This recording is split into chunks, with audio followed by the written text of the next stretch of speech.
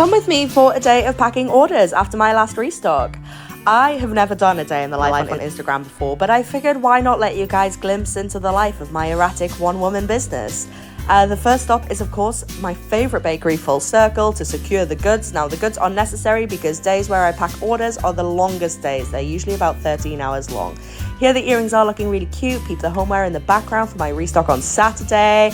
And the first job is bubble wrapping the earrings. Now, this usually takes me between 4 and 5 hours in total, so it is one of the bigger jobs.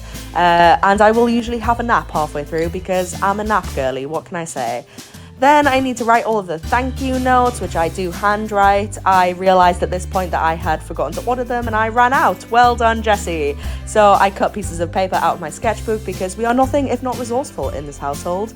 And then it's time to box them up. So this is where I go through your orders. I'm like, oh, this lovely person ordered this lovely pair of earrings. And then I put the pair of earrings in the box and I put it in with some tissue paper and a thank you note and I write your name on it and I get it labeled and then it gets shipped out to you. And then I do this over and over and over and over and over again for about 6 hours until eventually all of your orders are boxed up and everything is in chaos. Obviously, we need to do a little bit of organization after this, but that gets sorted. And then it's time for this big, strong business owner to go to bed after 13 hours. Packing your orders is such a long job, but it is so worth it.